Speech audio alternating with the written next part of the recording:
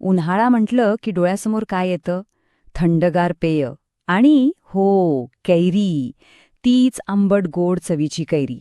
तर आज आपण याच कैरीचे म्हणजे उन्हाळ्यातल्या या गोल्डन फ्रूटचे आपल्या आरोग्यासाठी काय जबरदस्त फायदे आहेत तेच बघणार आहोत.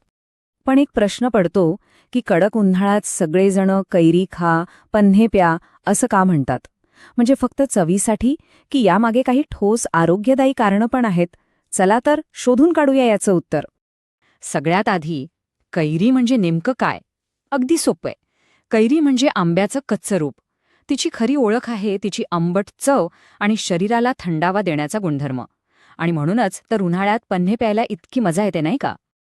बरं, आता वळूया तिच्या फायद्यांकडे. आणि त्यातला पहिला आणि सगळ्यात महत्त्वाचा फायदा आहे साखरेवर नियंत्रण मिळवण्यासाठी. हे ऐकून कदाचित आश्चर्य वाटेल, पण पिकलेल्या आंब्याच्या किंवा इतर फळांच्या तुलनेत कैरीमध्ये नैसर्गिक साखरेचं प्रमाण खूपच कमी असतं. आणि याचा थेट परिणाम काय होतो? तर रक्तातली साखरेची पातळी एकदम वाढत नाही, ती नियंत्रणात राहते. ही खूपच महत्त्वाची गोष्ट आहे. फक्त साखरच नाही, तर आपलं हृदय निरोगी ठेवण्यासाठी सुद्धा कैरी खूप मदत करते. कसं? तेच पाहूया. तर बघा, कैरीमध्ये ना पोटॅशियम आणि मॅग्नेशियम ही दोन खूप महत्त्वाची खनिजे आहेत. ती काय करतात?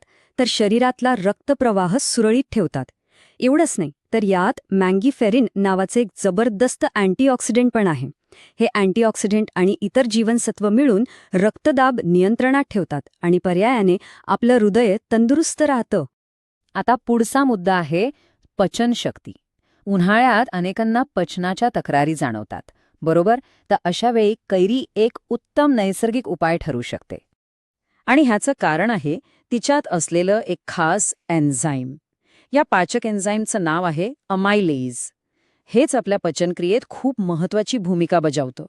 तर हे अमायलेज काम कसं करतं? सोपं आहे. ते आपण खाल्लेल्या अन्नातील जे किचकट कर्बोदकं असतात ना, त्यांना तोडतं आणि त्याचं रूपांतर माल्टोज आणि ग्लुकोज सारख्या पचायला सोप्या साखरेत करतं. त्यामुळे आपली सगळी पचनक्रिया एकदम छान आणि निरोगी राहते. आता जो फायदा आपण बघणार आहोत तो तर म्हणजे एका दगडात दोन पक्षी मारण्यासारखा आहे. कारण कॅरी वजन आणि कोलेस्ट्रॉल या दोन्ही गोष्टी नियंत्रणात ठेवायला मदत करते. बघूया कसं ते. एका बाजूला बघितलं तर कैरीमध्ये कॅलरीज खूपच कमी असतात. त्यामुळे एक हेल्दी स्नॅक म्हणून हा एक उत्तम पर्याय आहे, जो वजन नियंत्रणात ठेवतो. आणि दुसऱ्या बाजूला हिच्यातले पोषक घटक, शरीरातलं जे वाईट कोलेस्ट्रॉल असतं ना, त्याची पातळी कमी करतात आणि आपल्या यकृताचं म्हणजे लिव्हरचं कार्यसुद्धा सुधारतात.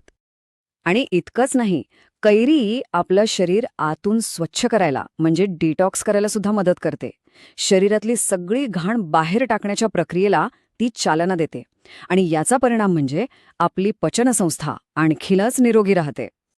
आता प्रश्न पडतो की एका कैरीमध्ये इतके फायदे येतात कुठून?